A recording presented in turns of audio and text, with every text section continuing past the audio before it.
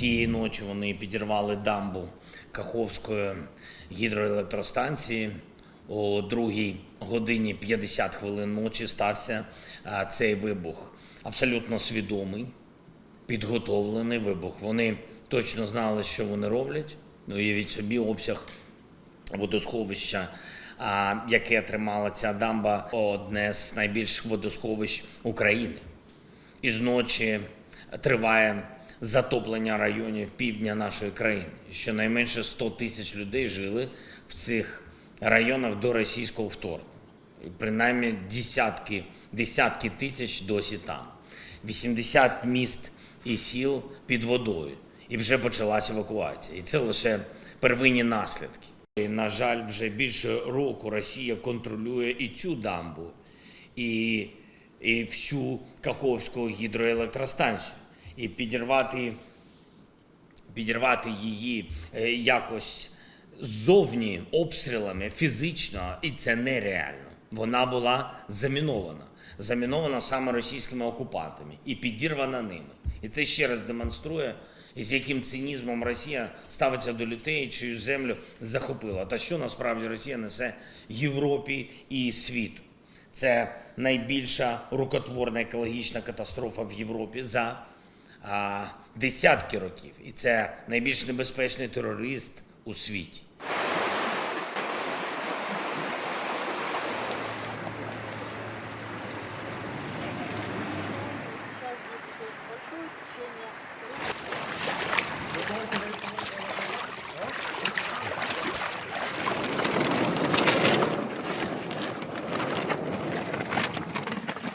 Russia has continued to wage just a brutal, completely unprovoked war against Ukraine, launching yet more airstrikes and bombarding Ukrainian cities all across the country.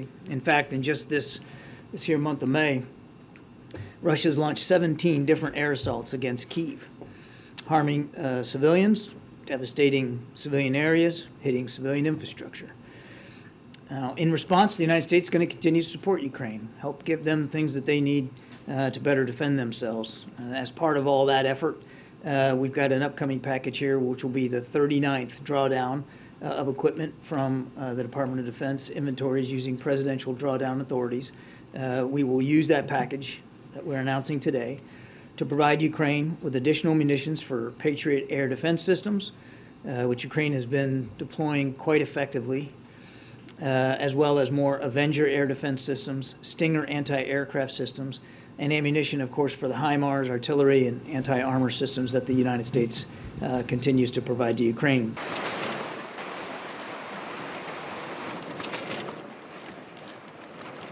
It's really hard to see how there could be a strategic benefit for Ukraine.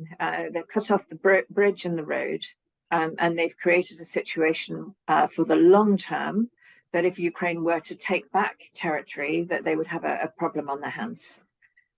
For Russia, you can see the immediate benefit in that you're stopping that connection for Ukrainian forces to get across.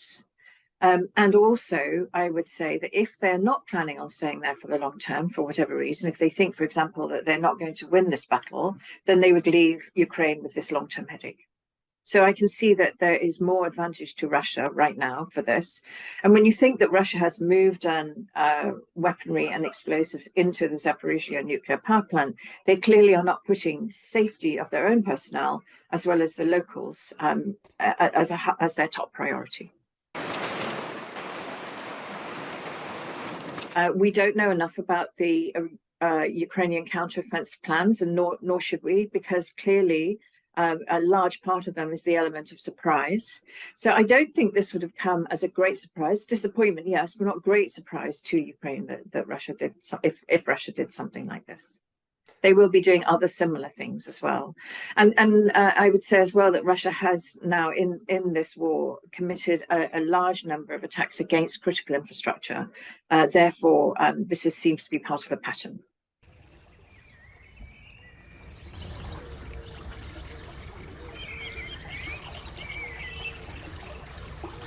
Obviously, the most important thing right now is the flooding of the area downstream. And the imminent threat to life and limb for the people living in that area. and that is being dealt with through evacuation processes. There's a longer term issue, which is not that long term in terms of water provision to the region. And in the even longer term than that, there is a water provision to the Zaporizhia nuclear power plant. I should also say that there is a hydroelectric plant at the reservoir, which of course is not operational now.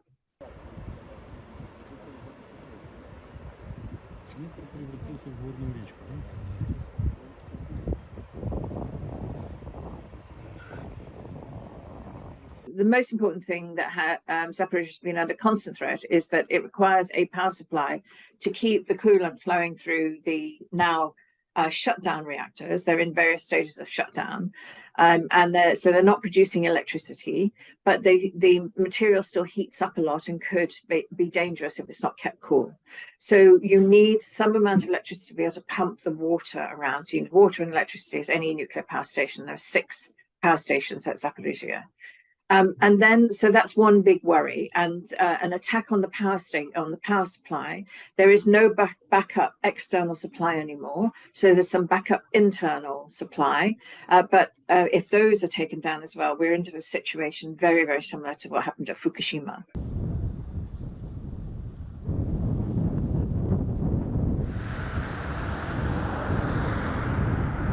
One of the pieces of critical infrastructure that so far we haven't seen many major attacks succeeding is on communications. So we are likely, I think, as the battle heats up, to start to see attacks on communication infrastructure.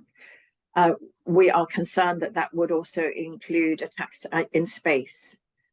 Most likely, they would be attempted cyber attacks in space, which is a common occurrence. Whether they would succeed or not is another thing. We're likely, I think, as well to see increased cyber attacks from both sides. Let's have a look at how that pans out. So far, Ukraine has been extremely successful in fending off cyber attacks. But of course, you know, you're only as good as your last defense. So let's see what happens. But the cyber component, the communications component, has been a bit of a missing element so far.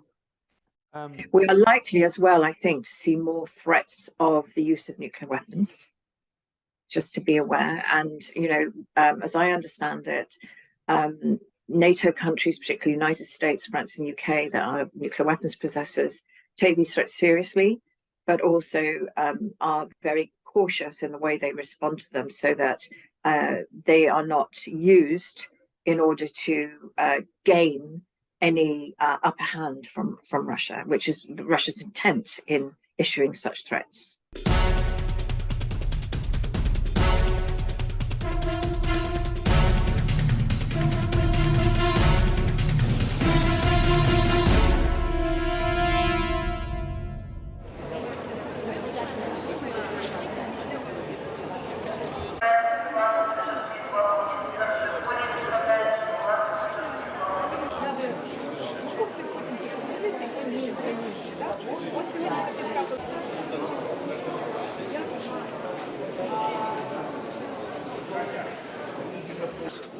Наша Антонівка, так у нас горбиста, можна сказати, ну не горбиска у нас. Antonivka is in a hilly area. My house is in an elevated position. Further down towards the city is a ravine which is completely flooded. It is impossible to drive through there. People are trapped in what became an island. I was taken away by my friends. I had to leave because having spent 3 nights in a bomb shelter, I just cannot take any more. Все, я їду, я не можу вже.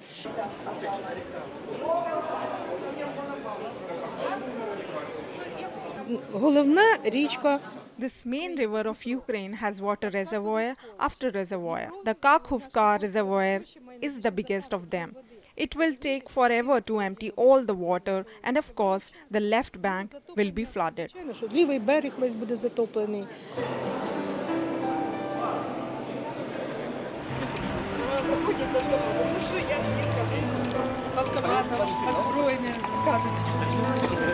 До зубів. І на мене.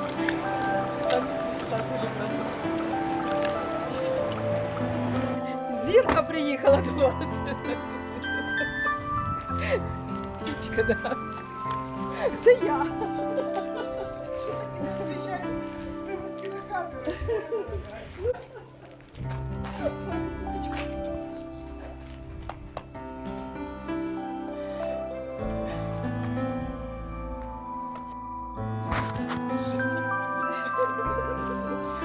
Зірка приїхала до нас Антонівська.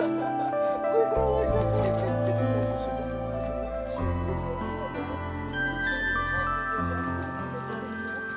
Кожен день згадували. When she was under occupation, we were worrying so much until we managed to establish phone contact. We were so worried, very worried, because these Russians were there.